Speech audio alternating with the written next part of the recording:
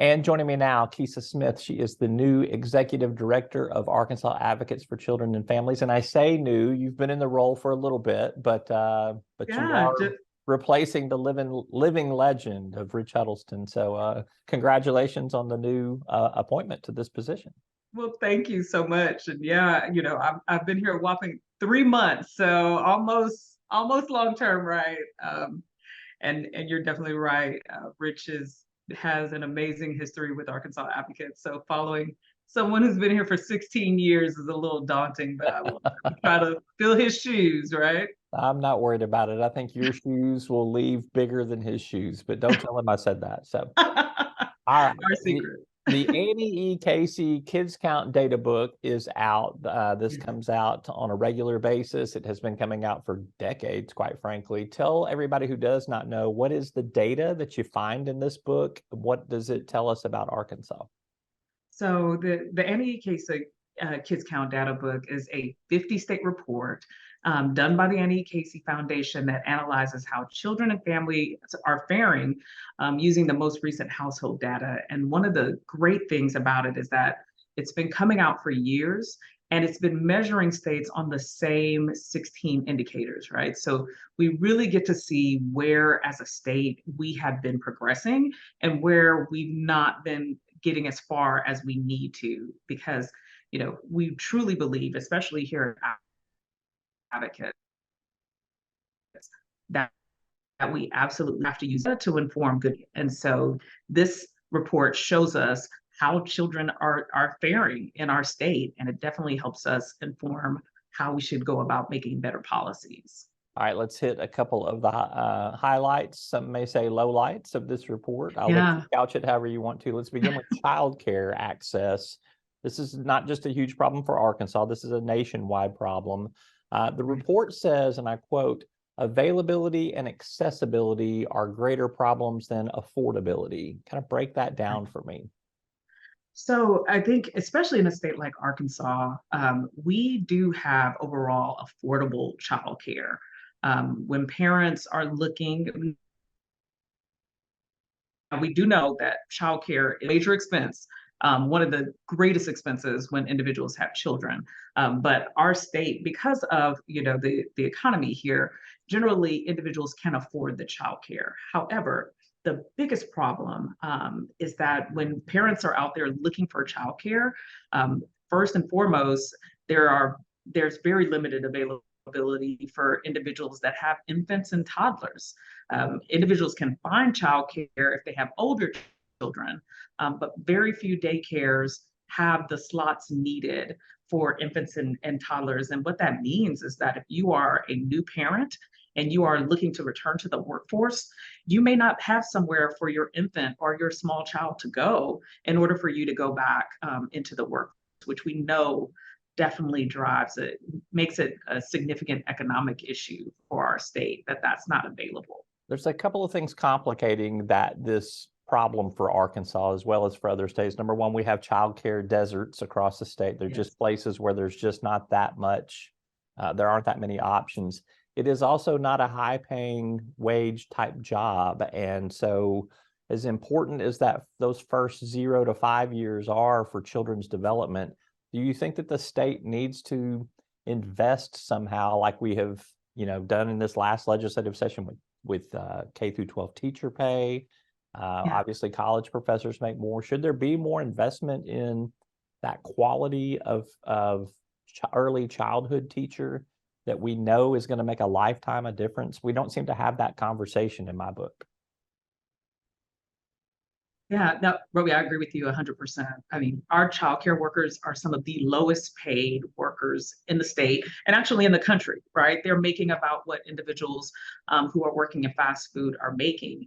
And yet, they are doing their work is so significant in the development of our children.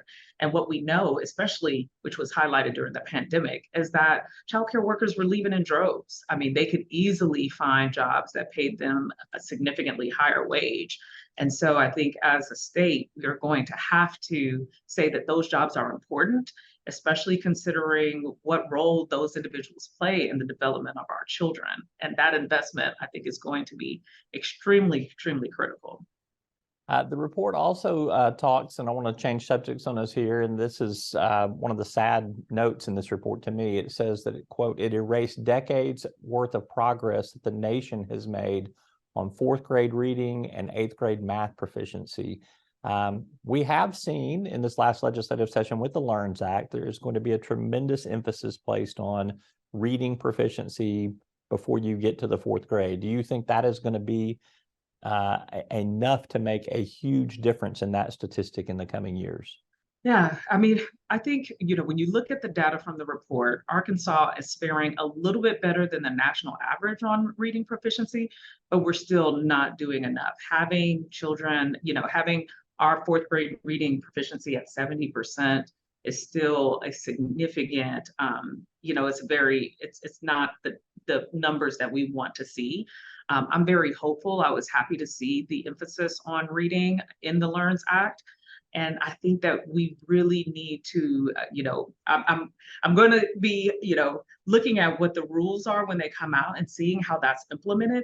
But I'm happy to see the focus on that because we know the importance of reading proficiency, specifically at the fourth grade level, and that if children are proficient by that age, then they really struggle in advancing academically going forward. And so, I cheerleaded the focus on reading in the LEARNS Act, and I really do hope that it manifests into some really sound practices and policies across Arkansas for our kids. Yeah, it seems like that is an area that we can move. I always caveat that reading proficiency number. Arkansas has a 30% reading proficiency rate among those third graders going into fourth grade. But like the best state in the country is only like 44% or something like that. I mean, the statistics are bad everywhere in the country. Yeah, we're not doing well as a country.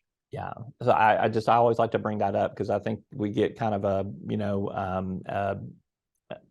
defeatist attitude, about Arkansas being so low, and not that we should be satisfied with where we're at, but we're no one's doing well in the country on that. So there's probably needs to be some massive overhaul on that. We'll see what happens there. All right, another statistics from the report: 6% of the state's children did not have health insurance in 2021. It's about the same as it was 2 years earlier. That was slightly worse than the national average of 5%. Right. Obviously, one child without health insurance is one too many, but 6%, 5%, that does not sound terrible to me. That tells me that 94% of children do have health insurance. Right. Why do we not feel better about that particular statistic? So I think, the big thing to look at, Roby, is the fact that, when this data was collected, we actually were in the middle of the pandemic, right? And so there were a number of children that were covered at that time that, may not be covered as we speak right now, because we know the Medicaid unwinding is happening, and we know that there are a significant number of children in our state that is their source of healthcare coverage. So while, that number didn't move too significantly from one report to the next, I think we really have to make sure that we're looking at that number going forward, and still that we're making all of the necessary efforts to make sure that children are covered. All right. Lastly, I'll tidy us up here. I know that you work on multifaceted fronts to address all of these different issues. So my question is going to be way oversimplified, but I mean, we've been tackling these issues for decades. We still see Arkansas not doing well for decades in many of these areas. What is one thing that we could do? If you could just pull one thing out of here and say, you know what, if I had the opportunity to wave a magic wand and produce some policy that I think would make us excel in one area, what would that one thing be that you might focus on? Well, I think especially since this report is looking at childcare and early childhood education, I would say, Roby, we've got to go back and look at the advancement that Arkansas made with pre-K and early childhood education.